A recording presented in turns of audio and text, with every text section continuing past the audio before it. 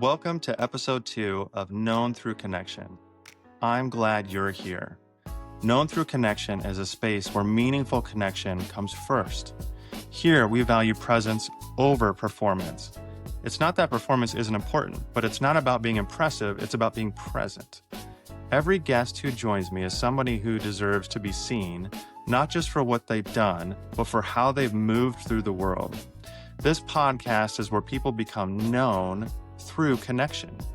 If you're drawn to voices that carry weight, presence, and heart, you're welcome here. I hope these conversations don't just give you something to think about. I hope they give you someone to remember and maybe even someone you'll want to connect with yourself. This episode, I'm excited for our first guest. She really has been the driving force behind this podcast really even being created. Her name is Hannah Soderstrom. Hannah is a leukemia survivor, advocate, founder, and as you'll hear me say later, I believe she is a diamond of a person. I'm excited to have you meet her. Before we get started, I have a few special mentions. Thank you first to Ron and Debbie Cornwell for letting me record out of your home, his lovely and beautiful home. In the spirit of making connections, I want to take a moment to highlight an organization that pours love onto kids who are going through a very hard journey. That is Special Spaces. Special Spaces provides children with cancer with a dream bedroom makeover where they can not only sleep, relax, and recover, but also just enjoy being a kid. The local Omaha, Lincoln, Nebraska chapter of Special Spaces has been led by my good friend, Ronnie Thomas. You can find their website at specialspaces.org and look for the Nebraska chapter. The organization I especially want to make sure you walk away from this episode knowing more about is called Even Mermaids Get Leukemia. This is the organization that was created out of the heart that Hannah Soderstrom has to help childhood cancer survivors become kids again. Their website is evenmermaidsgetleukemia.org. You will hear the story of how the organization came to be through our time together with Hannah. A last special mention to you. Thank you for the warm reception of the podcast. You have greatly encouraged me with your kind words, helpful feedback, and most of all, subscribing and listening to the first episode. And it was just me. There were no guests. A reminder, if you would like to see the conversation with Hannah, we have video on Spotify and YouTube. But whatever your choice, thank you for listening on your favorite platform. All right, welcome Hannah Soderstrom to Known Through Connection. We're so glad to have you as a guest, our first guest on the podcast. Thank you for joining us. I'm very excited. So thank you for having me on, especially as the first guest. This is so much pressure. Well, what's fun is a lot of this podcast was built, honestly, because of you to share your story. And obviously, there'll be more guests to come on to the podcast over time. And I'm excited for future stories that are being lined up. But a lot of getting to this point was to be able to share your story. I just think that you're, as I've called you, a diamond of a person. You've been tested through hard aspects of life very quickly, and have proven yourself to be somebody who shines through and is resilient. And so I've been honored to get to know you, to get to do research on you, to get to connect with you, and to consider you a friend is an honor. So I'm glad to have you here. I'm glad that we're at this point. No, I'm so happy. I've loved to watch it grow and all of your ideas that you've had going into it and see how it's been shaped and formed and perfected. Really, it's an honor. Thank you. Oh, thank you. Okay, well, we're here to talk about you. And so I want to focus a little bit on you. And just because of the name of the podcast, Known Through Connection, I want to give, it's kind of to me, a fun story of how we got to know each other a little bit. And you might have a little bit different perspective memory than I do. But you have a very interesting history, and you also are the social media manager of a company or a restaurant that we have become big fans of here in Omaha, Nebraska. So Mermaids. So the connection from my perspective is through Mermaids and getting the opportunity to meet your boyfriend, Jonah. We went to Mermaids on opening weekend with my family, and Mermaids was doing anything on the menu was free. You could order anything you wanted to. It was free. It was amazing. We got to go, and our waiter was Jonah, who we didn't know, had never met, was from out of town, but he was our waiter. And we got to interact with him quite a bit and liked him and thought he was really nice. He was very helpful. And then as we got talking, he shared with us that he wasn't actually based out of Omaha and he had come to volunteer to help out with the grand opening. I was impressed with just the fact that he came to Omaha. It seemed like a little bit of his own through trying to help his girlfriend, is what I understand. You. Yeah. Poor guy. He got thrown into that role that night. I was supposed to be up there only to gather content for the soft opening, which we were doing all the free food. And so we knew it would be busy. We knew it would be a fun time. It's a great way to integrate a new restaurant that is unknown into the community. Just offer free food. Let them try it for themselves to see if they like it. And when we had got there, it was packed. And when I say packed, this was like 2 p.m, like packed, line out the door. And I gathered some content, and then the owner, Alex, who's my boss, he was like, hey, is there any way you could throw on a shirt? And I was like, absolutely. But my boyfriend's actually here too. And he had worked at Mermaids over the summer. And I was like, he needs to throw on a shirt as well. So Jonah had no idea he was working that weekend, but he's a great boyfriend to just do that for me. So that was very kind of him. That's awesome. Well, Yes. his character really started to come through when I realized he had kind of sort of volunteered to be there that day, travel. And I remember, maybe this is TMI for the podcast, but I remember being in the restroom, TMI, and I remember being at the sink and he was cleaning the sink. And I remember just thinking he looked happy, he looked cheerful, he was cleaning the restrooms, and it just stood out to me. This is somebody who has a good character to him. He does. And we got talking a little bit, and he had mentioned at the table that his girlfriend did the social media for Medis. And so I think, if I remember right, we took a picture and posted it.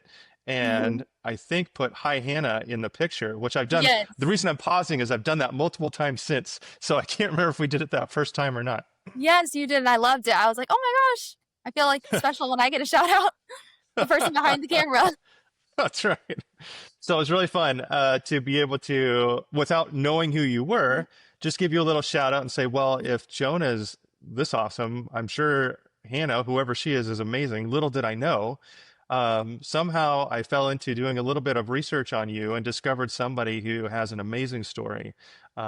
You're, as I put out in the post here leading up to the session, you are a founder, you are an advocate, and you're a cancer survivor. And not only that, you're inspirational in how Thank you you. interact with the people and how you have cared for and loved for other people who are going through similar battles that you've gone through. And so I'd love to be able to have you share, whatever you're willing, of what is your story? What do you consider your main story of the battle that you went through, primarily with leukemia? And I'll have a few questions as we go through that. But how would you describe your story? What was your life like when you were 13 and your day completely changed? Normal. It was the same as everybody else's. I mean, I was in dance, I was doing music theater, I was a very theatrical kid, always on stage. And we were actually in the middle of Tech Week for a show that I was in. And ironically, it was the Addams Family, which is ironic because when we were doing Tech Week and I was about to do like the first like pre-rehearsal, I had gone in and I'd already been feeling like kind of sick, but not sick enough to where like I was in bed all the time. I was not running a fever or anything, but I was like, okay, I just need to get through Tech Week. And I show up to the theater and they're like, you realize you're supposed to put on your makeup after you show up. You're not supposed to put it on before you show up, right? Mm, And I was a ghost in the show, and mm, they had thought that I had put on the pale white makeup already, and it was because I was not feeling well and not because of me putting on makeup. So that was our first sign of like, something isn't right. But my strong-minded mentality, I was like, I have to get through this show and I have to just get through it. I have 3 more days left. I got to get through it. And so when I'd gotten through the show, I had started running low-grade fevers that turned into high-grade fevers. And I'd gone to the doctor and she was like, oh, there's a virus, just it's running its course. It's okay. Just go home. And if you're still feeling this way in a couple days, come back. And I was like, okay. And so, we did the typical like check in temperatures, taking Tylenol, the basic things. And I was going to school at the time because, mind you, this is before COVID, before all of that stuff. So Mm-hmm. the rule Mm-hmm. was if you don't go to school, you don't get to go to the fun things. So I would always Mm. power through school. I would just be like, I've got to get through school so I can go to dance class tonight because I love dance. And then it had progressed to where I had like got sick at school and I went to the school nurse and she was like, well, mono's going around and I think you should really go to your doctor and insist on a blood test. And I was like, okay, like that's kind of weird, but yeah, absolutely. So my mom takes me back to the doctor for the second time and she was like, well, we can absolutely do a blood test. I don't think it's anything crazy though, but absolutely. And we go and check the blood work and like not even 30 minutes later we get a call saying you need to go to the hospital right now. We don't know why. Wow. Like the doctor didn't say I don't know why, but we didn't know why I was going to the hospital. I thought I was going for mono. Mm. And that was, the day that everything changed. I walk into the room, there's a basket on the bed full of just gifts and I'm like, okay, staying at the hospital is kind of cool. Like you get gifts, not knowing what I'm there for. And I mean, as soon as I get there, the nurse comes in. She's like, okay, we have a couple residents and doctors that are going to come in. My room's flooded with like 15 adults, like people. Mm. And this guy just kind of comes out of the crowd and just stands at the end of my bed and is like, Hannah, you have what is called acute lymphoblastic leukemia. And Mm. I look at him and I go, that was like ripping off a band-aid. Like, why is everybody so sad? Because I didn't know what it was. Mm. I was only in 8th grade. I had never been around cancer or leukemia or I'd heard of breast cancer, but like that was really all I knew. And I had no idea that my whole life was completely about to change. I knew it was about to change, but completely about to change, I had no idea. And the symptoms I had were regular fever. You would have never have guessed it was cancer symptoms. And I think that's Mm. something that I have come to learn to bring awareness to is that you would be shocked about how many people find out they have cancer with regular flu-like symptoms.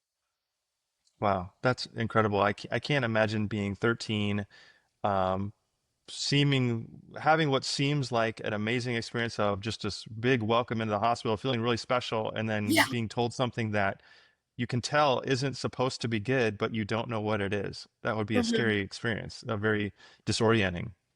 Yeah. Especially when like I saw my mom like break down crying because I mean, in her experience, she only knew that to be, I hate to say it, a death sentence. I Hmm. mean, in her past, anybody that had been diagnosed with something like that has passed away. And it was very hard for both her and my dad to hear. And they come in and they set a massive binder on your bed saying, okay, start keeping records, start learning all this information. And like, God bless my dad, he became a med student. Like, he genuinely could have a med degree at this point, and so could my mom. Like, it's crazy how much you have to learn. You're not asked to learn, you have to learn it if you want to survive. One of the things, as I did my research, one of the things that stood out to me, I mean, it's kind of this linking, this connection of quality people, right? You've got Jonah Mhm. who leads to you, and then I can see through you your parents and um, your brother being part of the organization we can talk Mhm. about later. But Yeah. your parents seem to be people who are so loving, so caring. I saw some of the videos you posted years ago about how much your dad invested in learning about what you are doing or what you're going through. And Mhm. can you share a little bit about what it was like to see your dad pour into your situation? Did that give you comfort? Did it raise your concern level? Was it everything? What did that do to have your dad be so involved? Oh, I mean, both of my parents, for sure. They played different roles, of course. My dad couldn't go to the hospital as much as he probably would have liked to because he had to keep a job. I mean, that's his health insurance was what was paying for all of my hospital bills, medications, um, just things like that. And so, I mean, he was working around the clock. And not only was he working, but he was studying every single medication I was taking, every single side effect I was having. Because with my luck, if there's a side effect, I was getting it. So Oh, really? I'm the luckiest person. Mm. My oncologist told me you need to buy a lottery ticket because you seem to be having good luck here.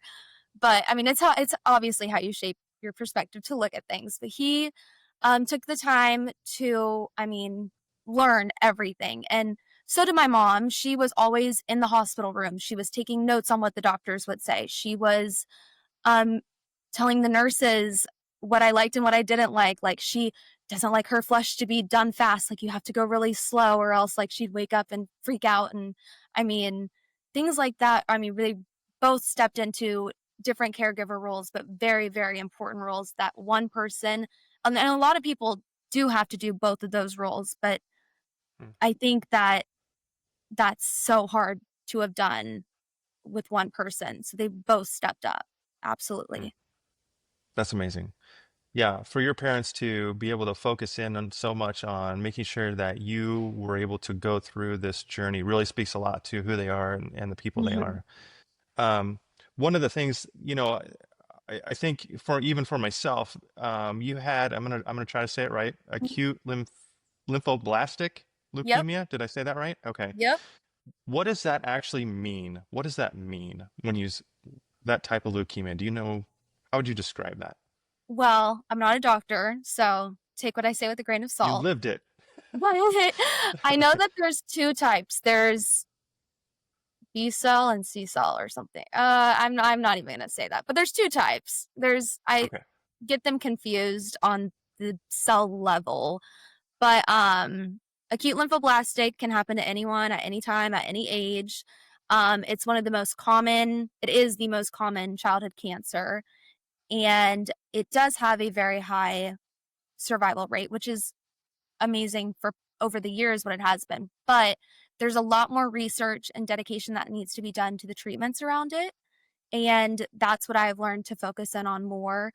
But going back to your question of what is it, Hmm. honestly, I cannot tell Hmm. you on a cellular level of what it is. It just basically means that your bone marrow produced an extra amount of cells that it was supposed to. It was overachieving, and it was Mm. producing a little bit more blood cells than it should have been.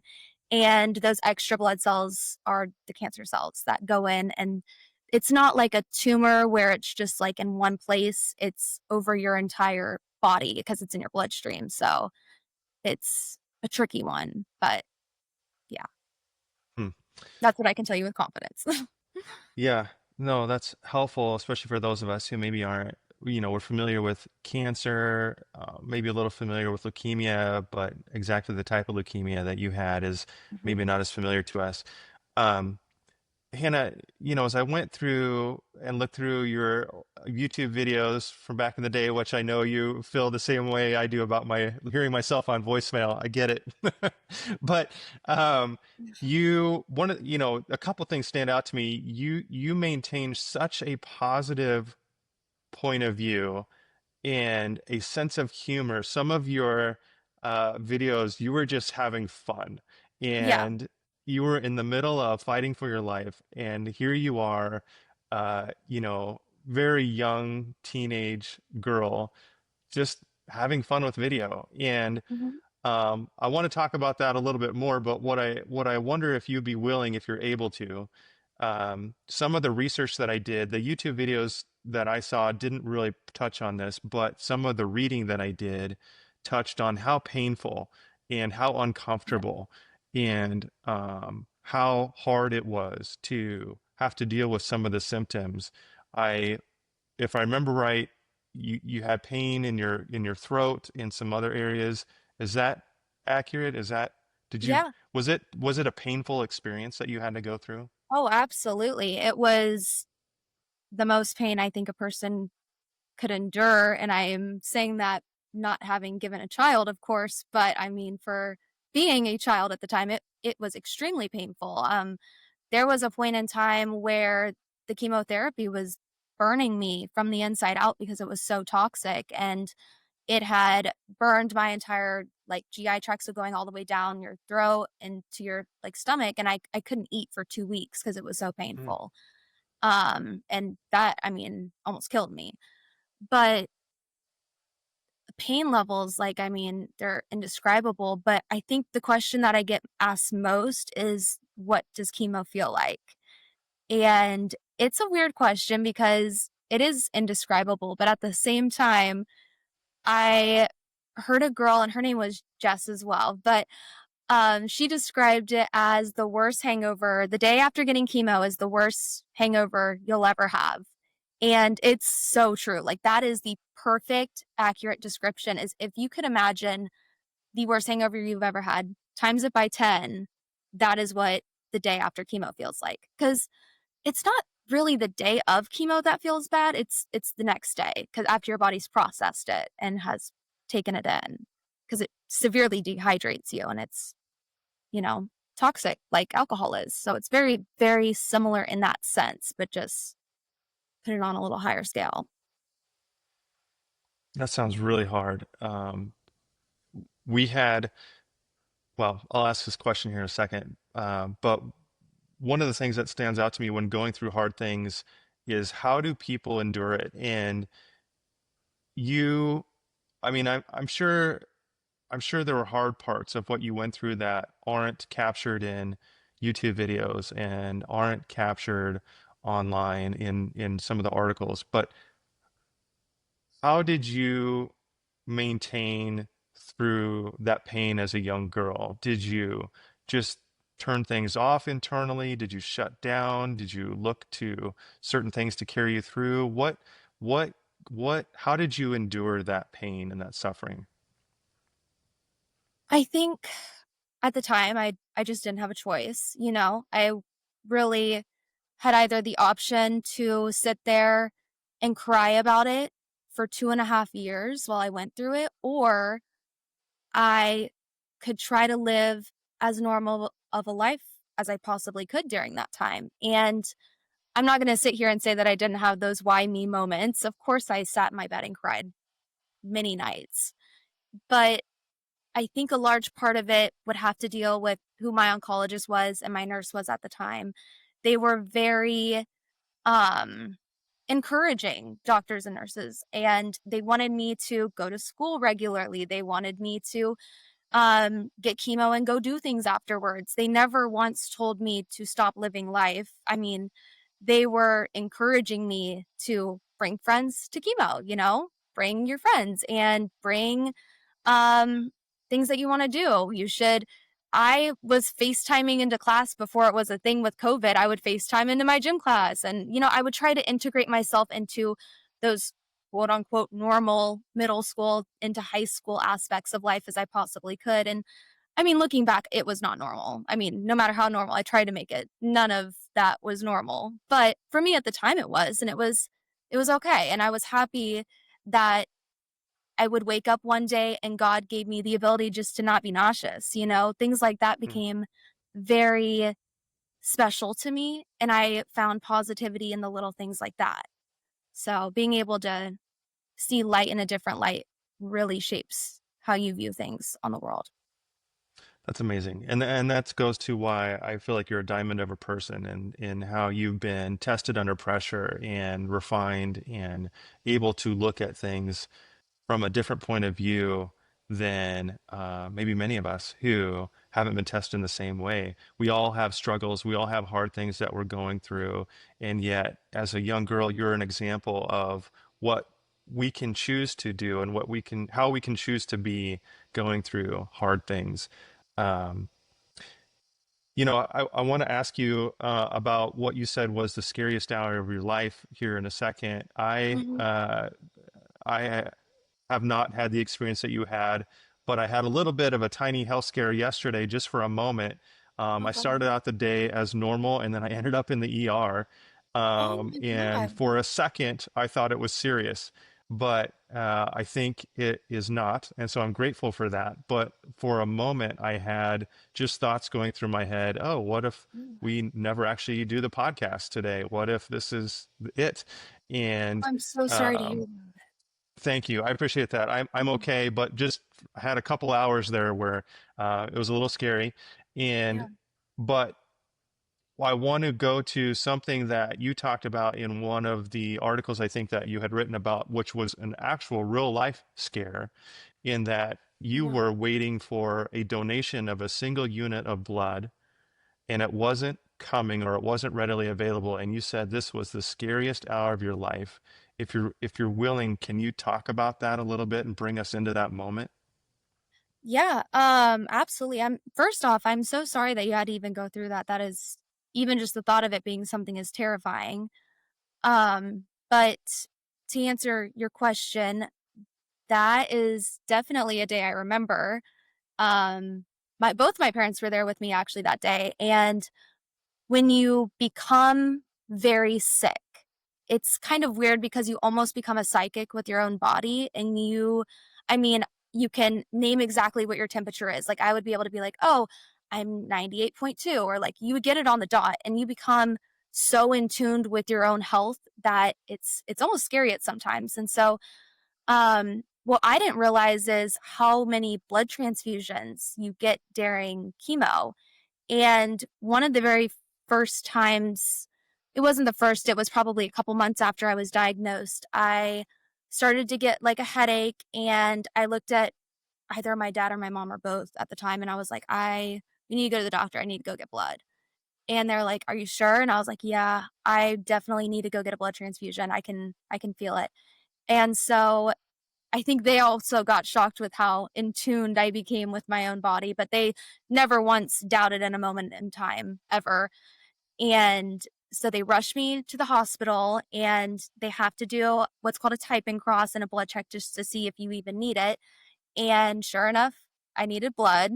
And then they'll have to do a type and cross, which is where they have to basically confirm your blood type, which I will say gets pretty annoying because your blood type does not change. So when you're sitting there super sick and you're waiting Oh. 2 hours for this type and cross to come back, you're like, it's not changed. And mind you, I'm just a little girl on steroids. So who's afraid of little old me? But um, I was just like, oh gosh, this is crazy. Why is it taking so long? And so the type and cross does take a long time to usually come back. But then, 3 hours rolls by and I'm like, okay, this is longer than typical. Like, who's the new intern on the floor? Like, I need to talk to someone.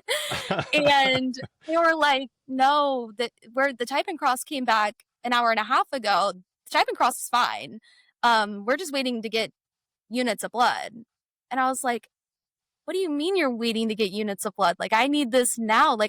And it's looking back, the fact that I was even conscious is, a miracle in and of itself for me to be complaining. But, um, I was like, what do you mean you're waiting? And my dad, he's very protective and he was angry. I mean, he was like, can you not see that she's like literally dying? And the nurses are like, there's nothing we can do. There's no blood in the blood banks. There's a blood drive that's about to end in 30 minutes and they'll be coming with the blood, hopefully, if they got enough units to be able to disperse out to everyone. And that's me hoping that there's no fatal wrecks or crashes or anything where like a large blood supply would be needed and donated to. That's more important of a cause. And I think that was the moment where our family and I realized, like, all of this is so serious. Like, we are relying on other people out of the generosity of their hearts to be donating blood right now to give to me. And, my parents have already been asking, like, can we just donate? Like, can we, like the military scene movies where they're donating from one arm to the other arm. Like, my dad's like, hook me up right now. And they're like, sir, we can't do that. Like, that's so not okay to do. We cannot be doing that. And like, we couldn't understand that as a family, and then finally, after 4 or 5 hours of waiting, they brought in a bag of blood, but it was definitely an eye-opening and terrifying experience, really, because 'cause you're just waiting, there's nothing you could do, and in that moment, that's when we decided that wanted to started hosting blood drives, to help give back to others like me in this situation, because I mean, that's something I didn't know, so I wanna share things that I didn't know before going through chemo to other people. I mean, I got over 50 blood transfusions. I took a lot of blood, and that's just one person. Wow. And I got lucky with how little that number is. Wow. That's amazing. That would be a Yeah. very scary feeling. And I think, the rest of us who are not dealing with that take for granted giving blood and what that looks like. And yeah, Mhm. to be in a place where your life depends on just the generosity of somebody taking time out of their day to give blood. Mhm. That's a vulnerable place to be at. Yeah. And especially with my parents not understanding, like, well, why can't we just do a transfer right here? Like, we have the same type of blood. Why can't we just, and it just doesn't work like that. So, Hmm. Okay. Well, thank you for sharing that. That would be very scary, and having to have a lot of faith that things are going to work out and come a lot of together. prayers were said that day and many other days too, but especially that day. Yeah.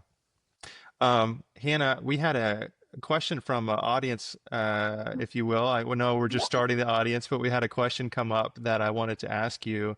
Knowing you were a young girl, and going through a lot, was there a particular verse or a song that spoke to you during your time? Was there anything that helped give you confidence or carry you through in that way? Um, I can't pick a single song or a single verse, but I can give you an entire album, and that would be Okay. Reputation by Taylor Swift, Oh, because oh, nice. that that came out near the beginning of my treatment, and that was, I mean, Taylor Swift's always been like my favorite artist of all time, you know. I'm so unique for that, but that's a joke. But I I've always loved Taylor Swift. She's just awesome. She's someone that I've always looked up to as a little girl, and especially going through treatment. And when she dropped this, like, oh, I'm focusing on me, and like this, like, very, like, for her type of music, this like bad girl like vibe, I was like, you know what? I am gonna beat this. Like, you are just, are you ready for it? Like, I'm definitely gonna take this on. She gave me the confidence to absolutely just not care what others are going to say and to be true to my own self. And I was getting blood actually the day that that album dropped, and I had put it on repeat and I was listening it to the entire day. And like, I went into the hospital and I put it on a little speaker in my room, and I like had fallen asleep while getting the blood transfusion. And the nurse came in and she asked my mom, she goes, do you want me to turn on something else? Like, we have other music. It just keeps playing on repeat. Like, do you want something else? And she was like, no. And I like immediately woke up when she like said, we'll change it. And I was like, no, I'm listening to Reputation. So my nurses came to love it as well. But yeah, that definitely, that entire album was just, it gave me confidence, and it's definitely still giving me confidence to this day. Oh, that's really fun. Music is so important in my life too, and it's fun for me that you tied it to Taylor Swift and giving you confidence. Because after you say Yes. that, looking back at some of your videos, that makes sense. I can see it. So that's really Mhm. fun to know that connection to Taylor, and I wonder how many people she's actually helped support without even knowing it, right? And Absolutely. so that's really cool. Okay, I will have another question for you if I can. After doing some research, I had come across how you said that there was somebody in your life that really had a big impact on you. And I think it was just in what I saw, it was one little article, but it stood out Yeah. to me. And I wanted to ask you about it. Can you talk to me about your relationship with a person named Jana Busker? Can you describe who she is and the impact that she had on you? You've done so much research. I'm impressed. That's crazy. Gianna Busker has someone that I've grown up with for a long time. We went to church together. We were church besties. And she has always been my shining light. She actually has her own YouTube channel called Living with Joy. And Jana has always just been like that very like bubbly, bright. If you are, you know, kind of like, oh, I'm tired today, she will wake you right up. Like, she is very energetic and positive and just, like I said, a light.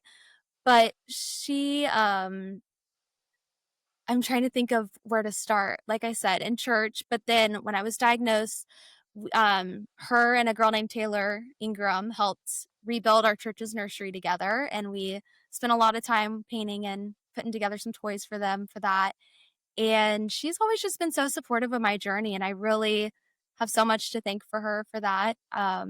So funny that you say that because I'm going to her wedding tomorrow. Like this is Oh, just really? Wow, yeah, that's amazing. it's weird God connects because it's I I think that's just so crazy. But yeah, she's getting married tomorrow, and she's just always been a very shining light in my journey.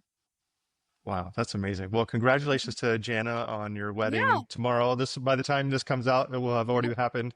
So congratulations on your wedding. Um, Yeah. could you give a thinking about Jana and her impact on your life? Mhm.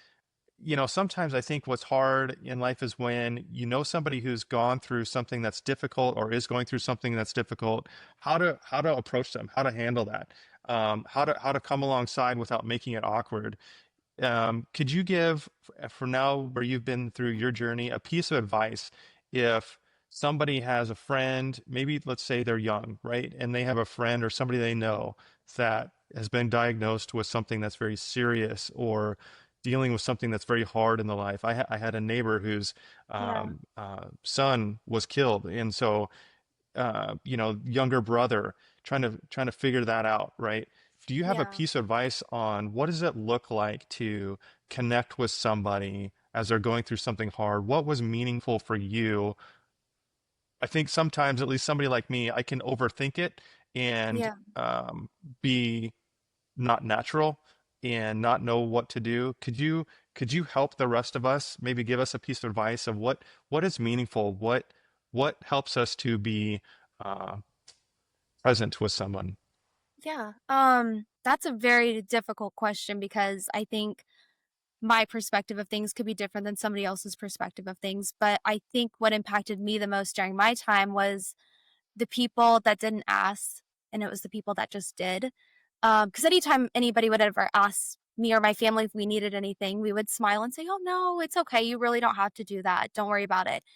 And the people, and of course, we weren't going to ask anybody to do anything for us because we're very strong-minded people, and you know, never want to ask for favors. But the people that just did, the people that would knock on our door or say, "Oh, we left casserole on your front door. Like, don't worry about washing the pan," or simple things like that. I mean, people that would just show up because they knew I was going through chemo that day and they wanted to make sure that I had a buddy to talk with, or just the little things like that. The people that came through and just physically did stuff and, maybe asked before, maybe, and then just ended up doing it after we said no. But the kindness out of people when they knew we were struggling, but knew we also didn't want to ask for help. Hmm. The people that just kind of knew. I had come across somewhere the advice that when somebody's in need, if you ask them, "Hey, tell me how I can help," you're putting the burden of figuring out how they Yeah. need help on that person. Hmm. And I feel like that's what you're saying. Absolutely. And Yes. That's actually a beautiful way to word it. yes, Yeah. and I feel like if you have people who are not selfish like you and your family, you're probably not going to take people up on it. And so to have people who would just do, um, that makes Well, sense that that's and very meaningful.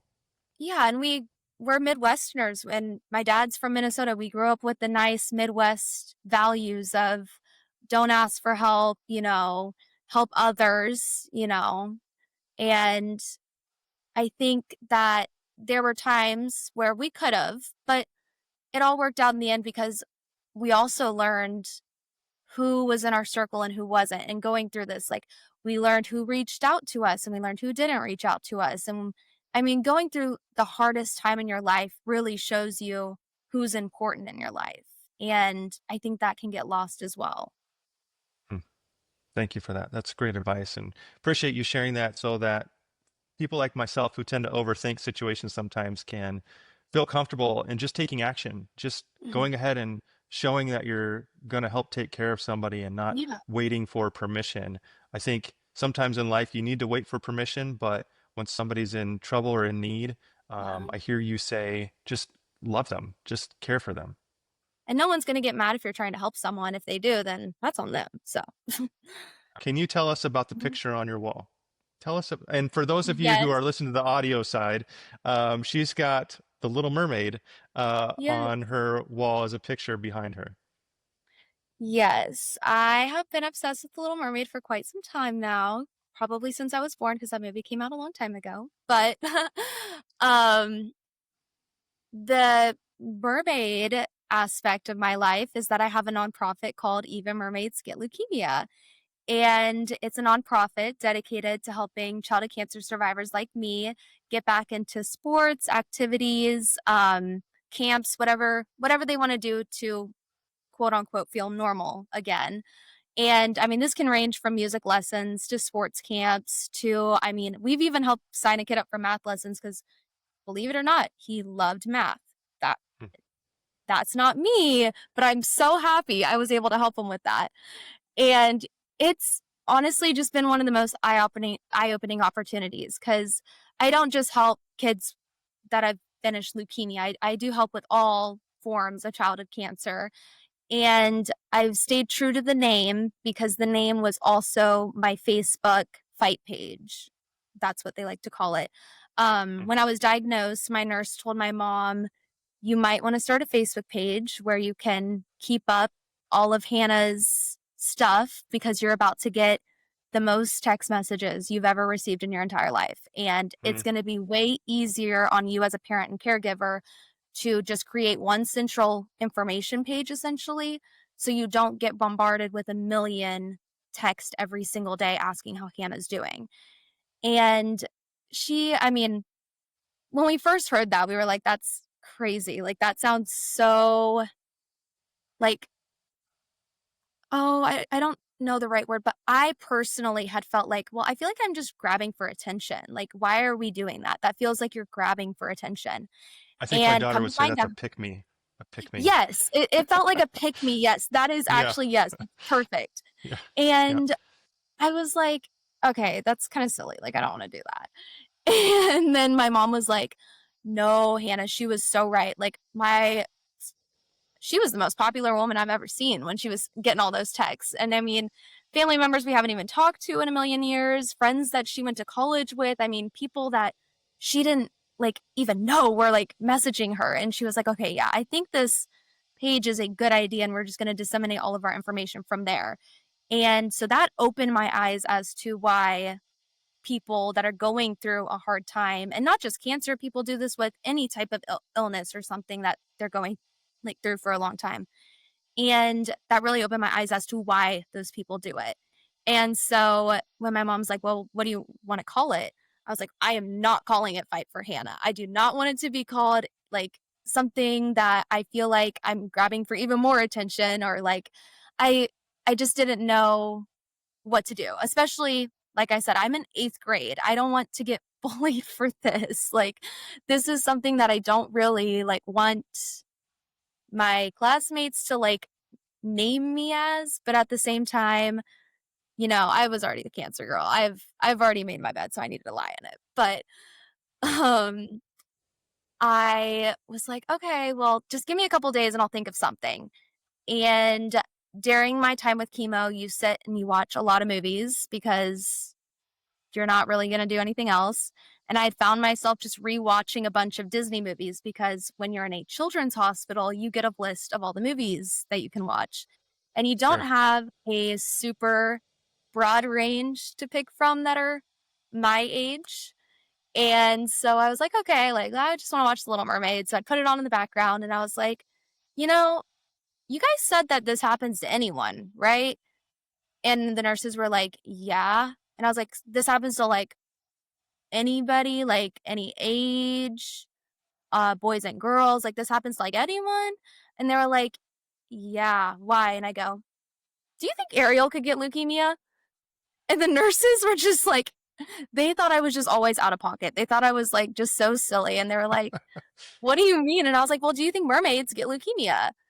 And she was like, I guess like that could probably happen. And I was like, okay, mom, I like the name Even Mermaids Get Leukemia. Mm. And that's where the name formed, was because cancer doesn't care how old, how young, boy, girl, anything. It doesn't matter who you are. It's the only thing in the world that probably is non-discriminatory. So even mermaids get leukemia, and that's where I came up with the name.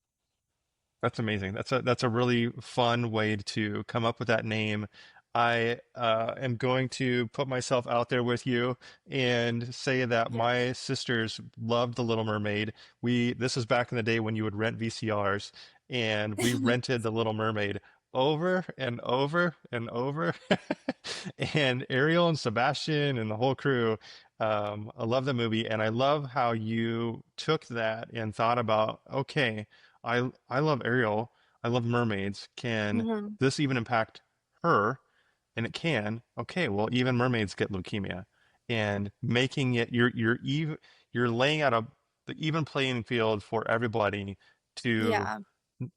feel like there's nothing wrong with them, there's nothing broken with them, there's nothing Yeah. specific about them that caused this. Anybody can get leukemia, and Yeah. that's just the reality of it.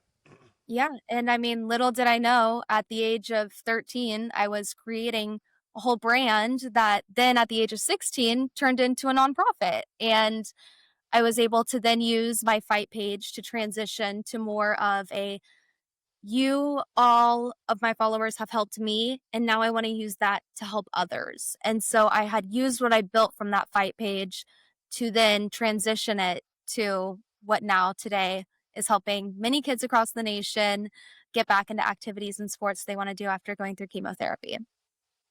I love that. I love how you have taken something that has been very hard in your life and you've turned it around to make it a blessing for others. And Mhm. you are helping others through their journey, having said, I made it. I can help you. I see you. I know what you've been through. And I want to Mhm. make you feel seen and special. And I love that you're choosing to live life that way, Hannah. I think that's awesome. I think that's amazing. Thank you. Thank you so much. Um, Hannah, for those of us who are interested, how can we help support even mermaids get leukemia? What are some of the best ways that we can help support you in that mission to help normalize other kids who are going through hard journeys and trying to make their way back to normal life? How can we best support you? Yeah, so we have a obviously a Facebook page and Instagram that you can follow at Even Mermaids Get Leukemia. But most importantly is if you wanted to help donate or nominate a child of cancer survivor that you know personally or have a friend that knows someone, we have a website where you can go. It's evenmermaidsgetleukemia.org.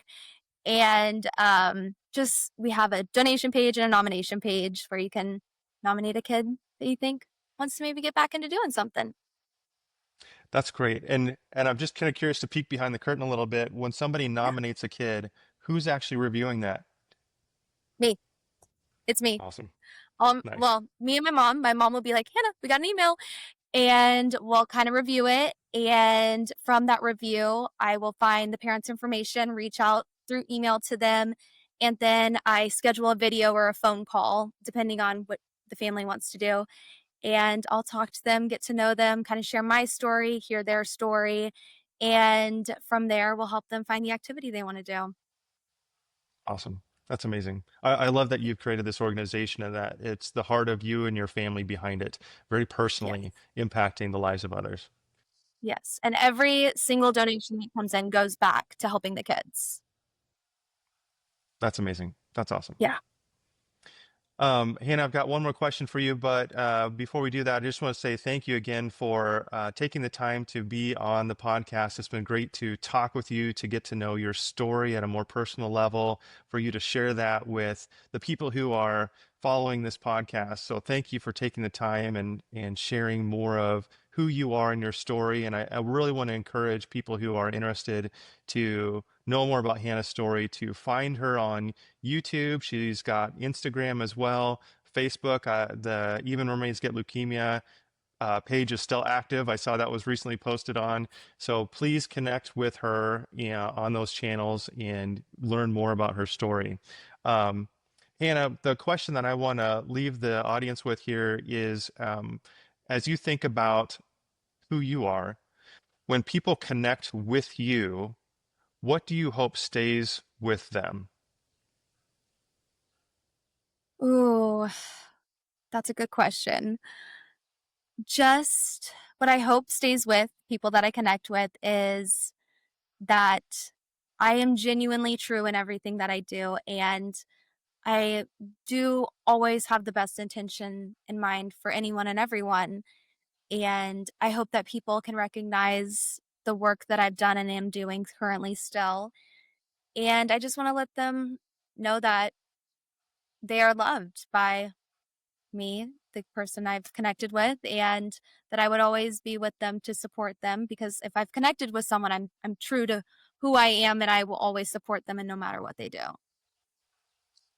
Well, Hannah, I can tell you as somebody who's gotten to know you just a tiny, tiny bit, I see that in what you've done through the videos and what I've been able to see online, and I've experienced it myself. You've been so supportive and such a source of inspiration and positivity through this journey getting to this point. So thank you. Thank you for being a guest on the podcast. Thank you for becoming a new friend, and just really appreciate our time together.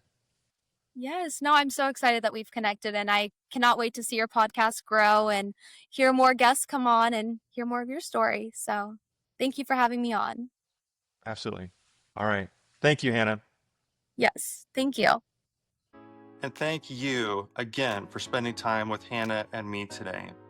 If Hannah's story touched you, I hope you'll consider a few ways to make a real difference. First, support Even Mermaids Get Leukemia. You can nominate a childhood cancer survivor, make a donation, or learn more about how to get involved at evenmermaidsgetleukemia.org. And follow them on Facebook and Instagram to see the impact you'll help create. Second, consider donating blood. As you heard in Hannah's journey, blood donations truly save lives, especially for kids going through cancer. If you're able, your donation could mean the world to a family in crisis. Third, share this episode.